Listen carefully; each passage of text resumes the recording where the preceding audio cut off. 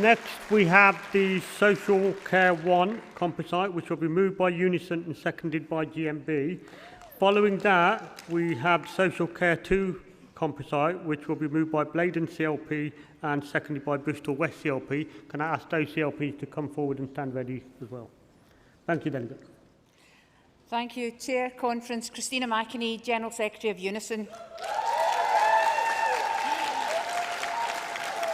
Moving to the social care composite. Conference, 18 months ago when we went into lockdown, we were all worried about what it would mean, what might happen to us and our families.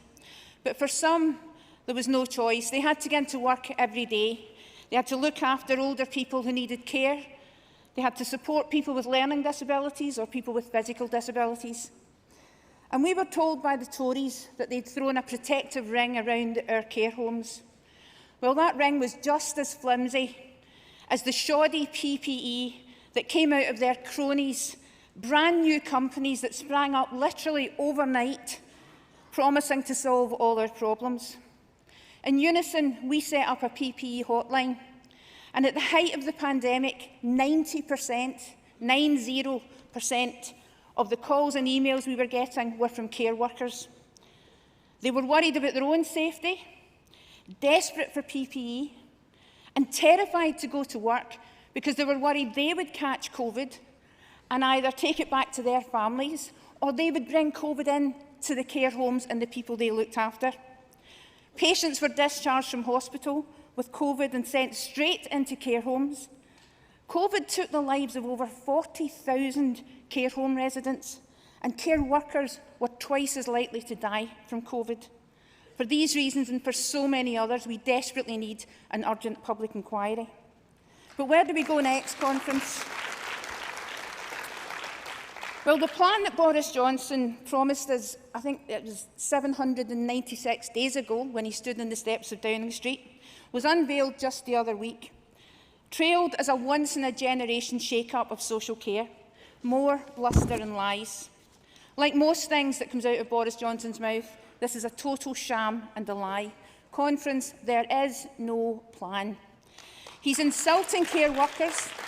He's taking money from their pay. He's kicking out care workers with his no jab, no job policy.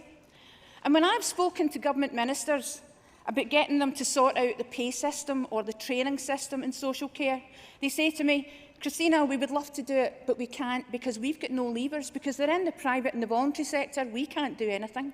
Well, do you know what, Conference? If they can find levers to bring in compulsory vaccinations, they can find levers to sort out pay in the health and the care system. The very least should be the real living wage. But actually, when I think about the jobs that our members do, when I think about the skills, the knowledge, the passion, the commitment they bring to their jobs, I have to say £15 an hour doesn't seem like an awful lot to do the jobs that they do. And even though there isn't a lot of money in the care system, that doesn't mean there's no profits to be made. Care homes are being set up just to service huge loan systems. Money being taken out of the system and sent right into the bank accounts in offshore tax havens. There should be no place for profit in social care. There should be no place for profiteering and exploitation of the people who need care and the workers who provide that care. This country needs a national care service. Why do we still have to live with the fear about what will happen to us and our loved ones when we get older? You heard John Ashworth say a third of people born today will get dementia. This is not a problem that's going away anytime soon. We're at a crossroads, and the Tories cannot be trusted on this. Conference, it's time to be bold. It's time, and here is my message to Boris Johnson on behalf of the 1.3 million members we have in Unison. The British people will not forget that you cared more about looking after your cronies than looking after people in care homes. We won't forget that social care was left to bear the brunt of your incompetence. The wind up, please, Senator. The Labour Party has set out a clear vision to put an end to the social care crisis, and with Labour in power in Wales, we can see that happening. And that's what we need here. Labour in power in Westminster, because only Labour can deliver a national care service. Please support this composite.